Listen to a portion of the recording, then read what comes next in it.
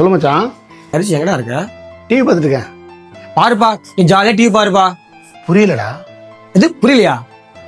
உங்க சித்தப்பா காசு எங்க அண்ணன் வட்டி காசு போனியாமே, ஏன் இன்னும் சொல்லவே இல்லைல்ல? ஏய் சாரிடா, அவங்ககிட்ட சொல்லக்கூடாதுல்ல, இதெல்லாம் எதுக்கு சொல்லிக்கிட்டு. அவங்களுக்கு 2 மாசம் வாங்கி கொடுத்துருக்கா, நீ ஒழுங்கா காசு கட்ட மாட்டேன்னு வட்டி காசு சேர்த்து கட்டுறதுக்கு. கொடுத்துறேன்டா. 2 மாசம் தாண்டி 3 மாசம் போயிட்டு இருக்கு. அவன் வந்து எனக்கு வீட்டை கத்திட்டு இருக்கான் தெரியுமா? உன்னால எனக்கு வீட்டு எவ்வளவு சண்டை தெரியுமா அண்ணன் கிடக்கும். அவன் சொல்றான், உன் மூஞ்சின்னு பாக்குறேன், எல்லாம் அவள்தான் பண்ணிட்டு இருப்பேன் சொல்லிட்டு இருக்கான் வந்து.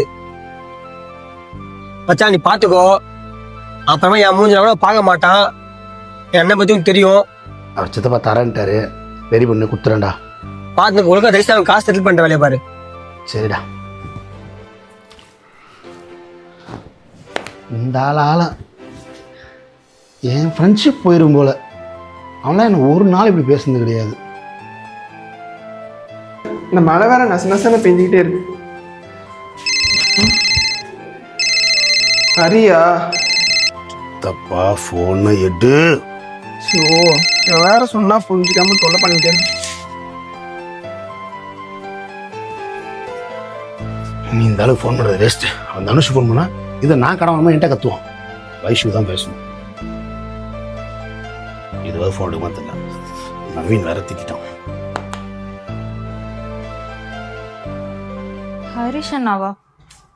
இவர் எதுக்கு கால் பண்றாரு? சொல்லுங்கண்ணா. இது சொல்லுமாவா? என்னம்மா நினைச்சிட்டு இருக்க? ஏமா உங்க அப்பா இவ்வளோ செல்ஃபிஷா இருக்காரு? ஒரு ஃபோன் கூட அட்டன் பண்ண முடியாதா? அண்ணா நான் உனக்கு எத்தனை தடவை தான் அண்ணா சொல்றது, இதை பத்தி என்கிட்ட கேட்டு கால் பண்ணாதண்ணே. உங்ககிட்ட பேசக்கூடாதுன்னா உங்க அப்பா தானே அவரு. அம்மா உன் நல்லா புரிஞ்சு, என்கிட்ட சுத்தமாக காசே கிடையாது. ஆனால் உங்கள் அப்பா கேட்டான்னு ஒரு என் ஃப்ரெண்டோட அண்ணன் வாங்கி கொடுத்தேன். அதுவும் என் ஃப்ரெண்டுக்கு தெரியாது. அவன் வந்து என்கிட்ட சத்தம் போட்டு போனான்.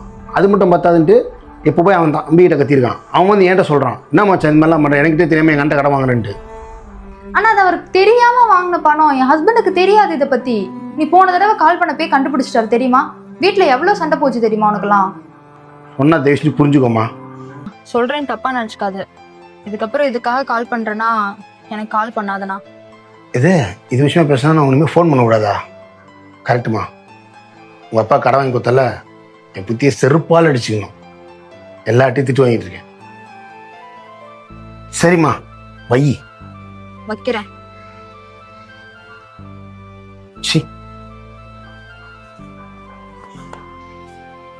இருக்கிற இருப்புல இது வேற. என்னத்த சொல்றது, இந்த ஆளு கடன் வாங்கி கொடுத்துட்டு என் ஃப்ரெண்ட்ஷிப்பும் போச்சு.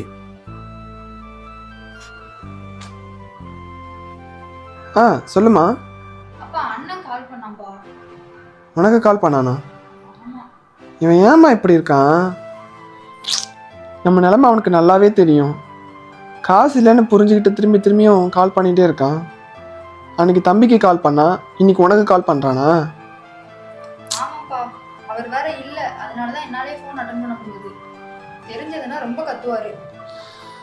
ஸோ சரிம்மா, நான் இனிமேல் அவனை பார்த்துக்கிறேன். இனிமேல் நீ கால் பண்ணா எடுக்காத என்ன? சரிப்பா, பார்த்துக்கோ. சரி. இவர் என்னமோ நல்லவர் மாதிரியும் அவர் என்னமோ கெட்டவர் மாதிரியும், காசு இவர் கொடுத்தா மாதிரியும் அவர் காசை திருப்பி கொடுக்காத மாதிரியும் இவர் பேசுகிறாரு.